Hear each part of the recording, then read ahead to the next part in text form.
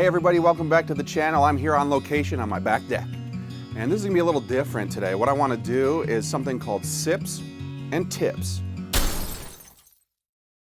And I wanna give you like 10 things that I've learned in the first couple of years of riding. So if you're a new rider, you can learn from my mistakes. And if you're an experienced rider, we can have a little discussion in the comments. Some of the things I say, you might disagree with, and that's cool. Let's talk about it. It is fall here in Boone, North Carolina, so I've got the only two pumpkin beers that you ever really need to seek out. They're both from my home state of New York. Southern tier, we've got Pumking, which is an Imperial Pumpkin Ale, and then we've got the stout version, which is Warlock. So I'll start off with Pumking as we get to the first tip. This pours out kind of a darker amber color, and they list it as pumpkin pie in a glass, and that's what it is. I mean, it is really sweet. It smells like pumpkin pie, a lot of brown sugar on the nose, so cheers. It is just so tasty. So many pumpkin beers are really like thin and they overdo the pumpkin, and this is more like brown sugar, graham cracker, and pumpkin. It's really cool, but it's also very alcoholic at 8.6% alcohol by volume, so I'm not gonna finish this whole thing, but here we go. This is number one. This is kind of the biggest thing that I learned in the first 2 years, and that is mountain biking is an extreme sport. There's a lot of motocross influence in the gear, you know, helmets and things like that, and now I understand that it's apt, because mountain biking has a lot more in common with motocross than it does with like road cycling, for example, especially in terms of the danger that you face. So beware, if you're gonna start, you wanna get pads, you wanna get a helmet that's robust, because I fell like 100 times the first year, and they all hurt. Second thing I wanna say is that this goes down way too smooth for 8.6% alcohol, so it's dangerous. But the second thing is that, kind of along the lines of the last comment, road cycling and hybrid riding, which is what I did, I rode on a GT hybrid growing up, does not prepare you for mountain biking.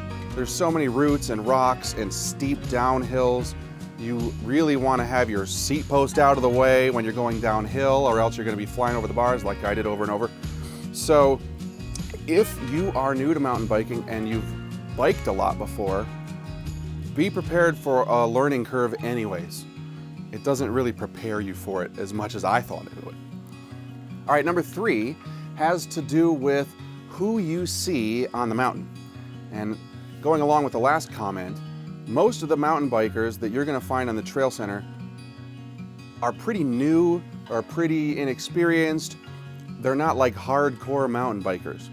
And so the kind of rules of the road, as far as who gets right of way if you're going uphill or downhill, aren't always heeded. And I'm cool with that, because I'm a noob myself and I'm only riding for like 2 years. But you should just be prepared for people to not necessarily know what they're doing so much. I would say that it's kind of like skiing, where like 70% of the people on the hill are on the bunny slopes. The difference is, in a place like Rocky Knob here in Boone, there kind of aren't any bunny slopes. So just always give people space and be prepared for the unexpected. All right, so as I have another sip of Pumking, which is from Lakewood, New York, kind of near Ellicottville in the southern tier, I'm noticing that it's getting a little too sweet. And that is something that I find with Pumking. It's a great flight beer to have like 4 ounces of. Having a whole glass is kind of a lot, which is where Warlock's gonna come in a moment, but I wouldn't really get a whole 4-pack of this and try to drink it yourself across a week or something like that. It's a lot of sugar. Anyway, the next thing on the list of tips is number 4, and that is kind of going along the lines of the skiing idea. The safest thing to do on a mountain bike is send it completely. In skiing, if you kind of work your way down and try not to fall, you're gonna fall. And the same thing holds true with mountain biking. If you're on the brakes a lot, especially the rear brake, If you're getting back on the bike because you're kind of scared of what's in front of you, the front wheel's gonna fold, and that's when you fall. I fall a lot less now because I just trust the bike more. So sending it is safer than being safe, if that makes sense. All right, number 5. This has to do with suspension. The one thing to really know when you're getting into mountain biking is that your arms and legs are the main source of suspension that you're gonna be using on the trail. That's why people can ride hardtails on, the Black Forest at Rocky Knob, double black diamond.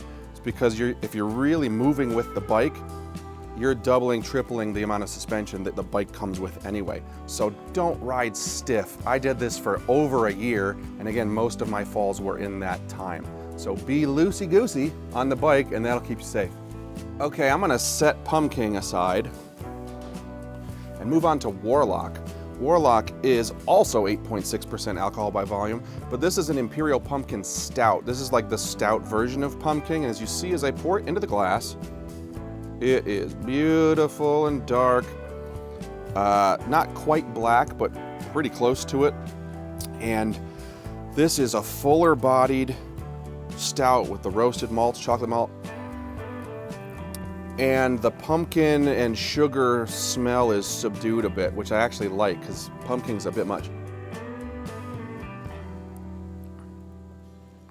Yeah, this is my favorite pumpkin beer, bar none.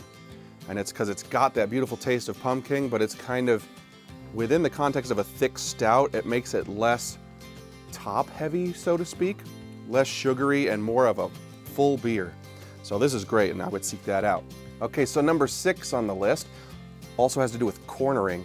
And here what I want to suggest to you is that when you're cornering, you don't want to brake. Ideally, you don't want to brake at all in the corner, but you definitely don't want to hit your front brake. That's also going to make you go over the bars.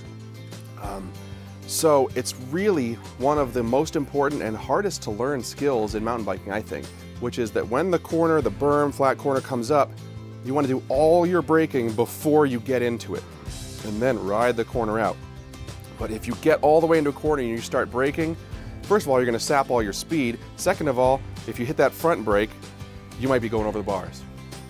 Number 7 also has to do with cornering. I actually had to take a lesson on this because I couldn't do it forever, and thank goodness I can do it now. When you have flat corners, not berms, but you've got a corner that's completely flat, the bike body separation thing really comes into play. And it's kind of like skiing. When you want to be on edge, you want to be on the edge of your tire is the way I think about it when you're going around a flat corner. So you actually want to lean the bike over. Now if you do exactly that with your body and you lean too far over, you'll fall. So you need to keep yourself centered over the bottom bracket, but actually lean the bike distinct from your body motion over so you're kind of on the edge of the tire, and that's going to get you around the corner. It took me forever to learn that.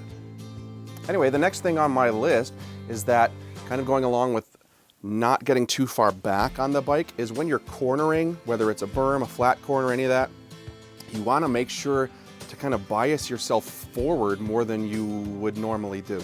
And the reason is that you want to have your weight distributed equally on the front and back wheel. And when you get too far back, there's not a lot of weight in the front wheel, especially with today's really slack bikes in terms of the head angle. That is when you kind of jackknife and the front wheel folds over and you go over the bars. It happens to all of us, but it happened to me a ton until I realized, kind of like the full send thing, get your chin over the stem when you're cornering especially, so that you can fight that fear of getting too far back, which is actually what's going to cause you to fall. All right, one more sip of Warlock. And right now is when it's at its perfect sweetness. So at the beginning of the beer, it's a little bit more bitter, especially in comparison to Pumpkin. As it warms, instead of getting overly cloying, it gets perfect. Love this beer. All right, the next one has to do with bike body separation as well. And this is something that also I learned the hard way because I went over the bars a ton. When you're going down a steep descent, having the saddle or the seat in front of your nether region is not an extreme position. It's normal. It feels really weird, especially if you're used to kind of like standard biking like I was, but to get the bike out in front of you on a steep and you can actually see the saddle in front of you is normal, Don't freak out. That's what you're supposed to do. And I always felt weird about it until I stopped falling. Okay, one more sip. And one more tip. And this is less of a tip, more of a story or something that I've learned in the last 2 years, which is that braking is really hard. If you think about it, the difference between fully open and fully closed on brakes is just like a couple millimeters. And that modulation zone in between is what's really important and gets you to an advanced level. And it takes forever to train yourself to do that, especially when you're going at high speed, you're going at downhills and you've got obstacles in front of you.